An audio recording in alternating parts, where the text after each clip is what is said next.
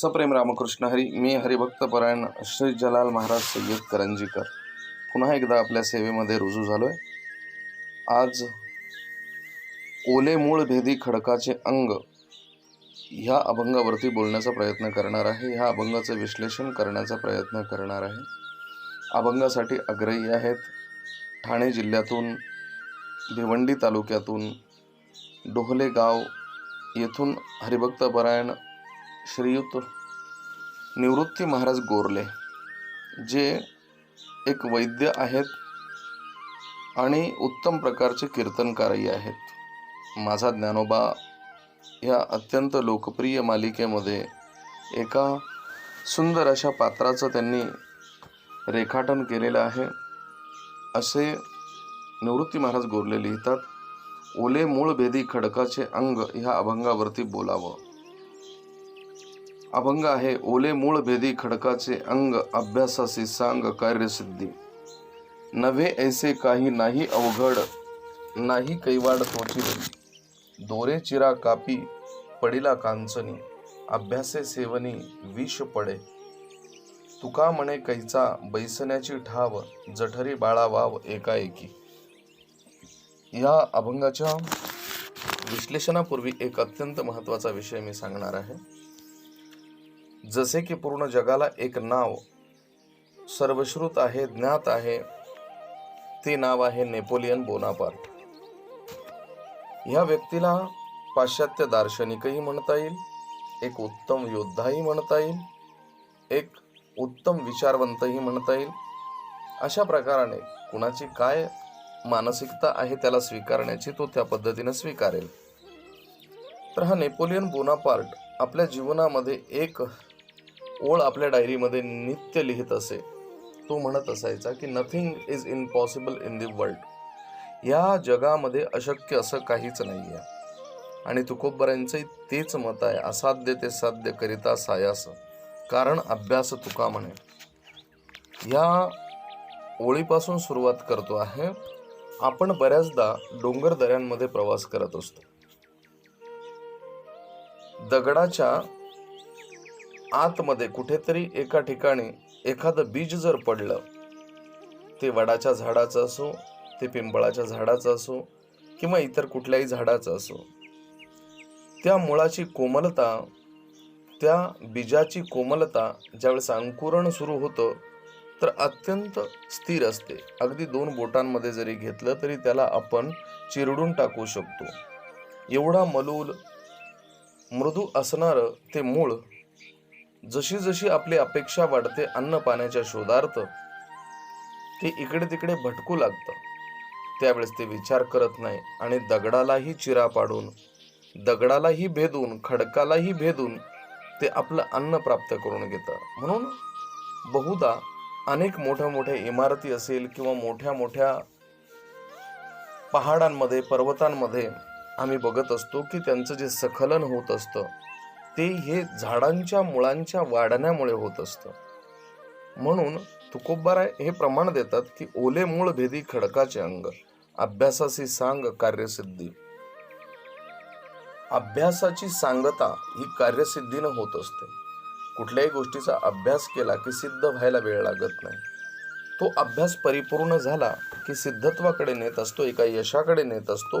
म्हणून आपल्या जीवनामध्ये प्रवास करत असताना आपण अभ्यास नित्य करावा. त्यातून बुद्धिप्रामाण्यवाद हा जन्माला येत असतो. बुद्धिप्रामाण्यवादी हा मनुष्य कुणाच्या समोर नतमस्तक होत नाही. मी बऱ्याचदा एक शब्द बोलत असतो की ज्या माणसाच्या समोर पुस्तक आहे त्याचं सशक्त मस्तक आहे. आणि ते मस्तक असं कुणाच्या समोरही नतमस्तक होत नाही, कारण त्याच्या समोर पुस्तक आहे आणि हे पुस्तक त्याच्या बुद्धीला एक विशेष प्रकारची ऊर्जा देत असतं. त्याला बुद्धिप्रामाण्यवाद असं म्हटलं जातं आणि त्या अभ्यासाने प्राप्त होत असतं. नव्हे ऐसे काही नाही अवघड. या विश्वामध्ये अवघड, कठीण असं काहीच नाहीये. नाही कैवाड तोच करी. जोपर्यंत त्याचा स्वीकार आपण करत नाही आणि त्यावरती त्याचं विच्छेदन करू शकत नाही, त्याची चिकित्सा करू शकत नाही.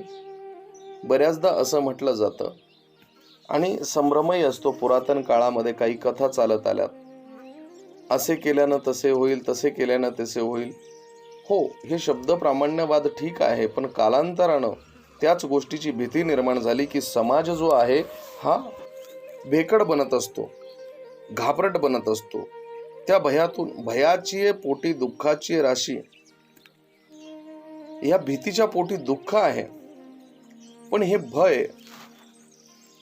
भयातून दुःखमुक्त होण्यासाठी काय करावं लागेल, तर ते भय नष्ट करावं लागेल. भयाच्या पोटी दुःख आहे आणि या विश्वामध्ये सर्वात मोठं भय आहे ते म्हणजे जन्म आणि मरणाचं. जन्म तर मिळालेला आहे, जन्माशी आम्ही 2 हात केलेले आहे, पण मरणाचं भय अत्यंत कठीण आहे. ते भय कुणालाही त्रस्त करत असतं. कुणीही मरणाला घाबरत नाही असा मनुष्य नाहीये. म्हणून तुकाराम महाराजांचं मत असं आहे, ते सांगतात की अवघड काहीच नाहीये जोपर्यंत आपण या गोष्टींचा सामना करत नाही, दोन हात करत नाही. संकट आलं की संकटाला सामोरं जाण्यासाठी जगद्गुरु तुकोबाराय प्रवृत्त करतात. संकट आल्याच्या नंतर संकटापासून पळणं हा स्वभाव जरी असेल तरी पण तुकाराम महाराज आम्हाला प्रपंचामध्ये, व्यवहारामध्ये, परमार्थामध्ये धाडस करण्याची ऊर्जा देतात. दोरे चिरा कापी पडिला कांचनी, अभ्यासे सेवनी विष पडे.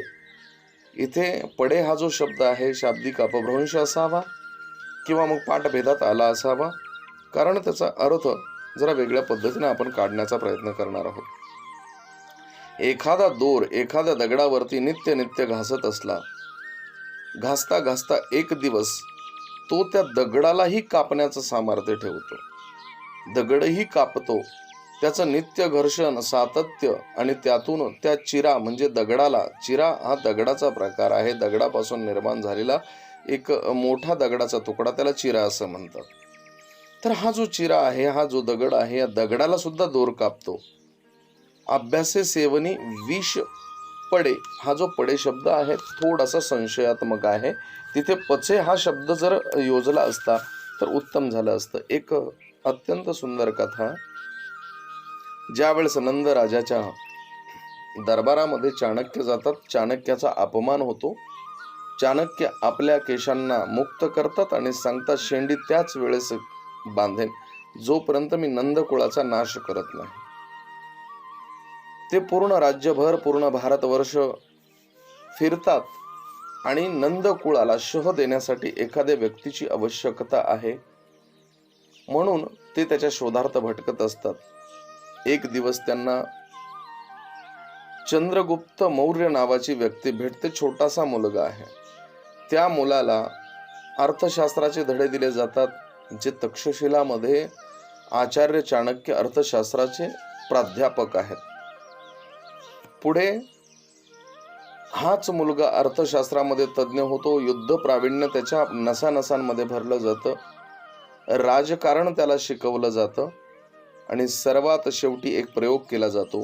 तो प्रयोग असा की कालांतरानं ह्या मुलावरती विष प्रयोग होऊ शकतो, म्हणून सुईच्या टोकावर मावेल इतकं विष त्याच्या जेवणामध्ये रोज रोज दिलं जात असे.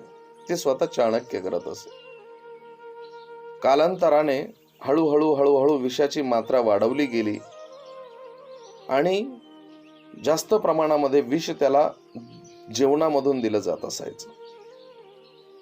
पुढे काळ सरकत होता. एक दिवस त्यांच्याच बगल बच्चांनी म्हणावं किंवा त्यांच्या हितशत्रूंनी, ह्या हितशत्रूंनी त्याला विष प्रयोग केला.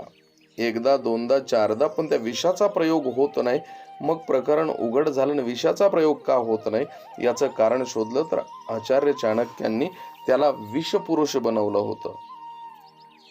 ज्या वेळेस मनुष्य अभ्यासाने एखादी गोष्ट सातत्याने मात्रा, त्या विषाची मात्रा योग्य प्रमाणामध्ये घेऊन हळूहळू विष पचवू लागतो, तर तो कितीही मोठा विष प्रयोग स्वतःवरती सहन करू शकतो. त्यानंतर चौथे उदाहरण दिलेले आहे. तुका म्हणे कैसा बैसण्याची ठाव, जठरी बाळा वाव एकाएकी. शरीरामध्ये एखाद्या अवयवाची, ज्याला अपेंडिक्स असं म्हटलं जातं, किंवा इतरही काही आजार जर असतील शरीरामध्ये एखादा अवयव वाढू लागला की तो त्रास देतो. कालांतरानं शस्त्रक्रियेद्वारे त्याला बाहेर काढलं जातं. पण एक प्रयोग असा आहे की ज्या वेळेस स्त्री पुरुष एकत्र येऊन गर्भधारणा स्त्रीच्या ठिकाणी होत असते, तर ही गर्भधारणा होत असताना तो गर्भ अगदी छोट्या अवस्थेत, सूक्ष्म अवस्थेतून, अतिसूक्ष्म अवस्थेतून हळूहळू हळूहळू मोठा होऊ लागतो. आणि बहुतांश बघितलेला आहे मी की 4 किलोपर्यंत आणि मोठा व्यास घेऊन ते बाळ एक दिवस सजीव स्वरूपानं त्या उदरातून बाहेर येतं. हळूहळू उदर वाढू लागतं. अचानक उदर जर वाढलं तर त्याला आजार म्हणून एकतर शस्त्रक्रिया किंवा तो रोगी, ती व्यक्ती दगावू शकते. पण हळूहळू हळूहळू जसे काही त्या रेत संचयनानं त्या उदरामध्ये त्या बाळाच्या गर्भाची वाढ होते, हा सहजासहजी एकाएकी शक्य होणारा विषय नाहीये. म्हणून हळूहळू हळूहळू ते बाळ त्या उदरामध्ये वाढू लागतं. जगद्गुरु संत तुकोबाराय ह्या अभंगातून अत्यंत प्रचंड प्रमाणामध्ये ऊर्जा देतात की बाबा रे, प्रयत्न करत राहा, प्रयत्न करत राहा. प्रयत्नाच्या अंती परमेश्वर आहे. प्रयत्नाची पराकाष्ठा ही प्राप्तीकडे नेत असते आणि प्राप्तीकडे पोहोचलेली जी पराकाष्ठा आहे किंवा प्रयत्न आहेत, हे प्रयत्न केल्याचं समाधानही वाटत असतं. म्हणून जगद्गुरु तुकोबाराय यांच्या ह्या अभंगावरती आज आपण बोलण्याचा प्रयत्न केला. ओले मूळ भेदी खडकाचे अंग, अभ्यासासी सांग कार्यसिद्धी. नवे ऐसे काही नाही अवघड, नाही कैवाड तोचीवरी. दोरे चिरा कापी पडिला कांचनी, अभ्यासे सेवनी विष पडे. किंवा विष पचे. तुका म्हणे कैचा बैसण्याची ठाव, जठरी बाळा वाव एकाएकी. आज या अभंगावरती बोलण्याचा प्रयत्न केला. श्री हरिभक्तपरायण निवृत्तीजी महाराज गोरले यांच्यासाठी हा अभंग समर्पित करत आहे. आणि सर्व श्रोत्यांना विनंती आहे, लाईक, शेअर आणि सबस्क्राईब करा. वारकरी वारसा ही मिरासी आपल्याला चालवायची आहे आणि ह्याच न्यायानं आजच्या अभंगाला मी सर्वांच्या चरणी समर्पित करतो. जय जय रामकृष्ण हरी.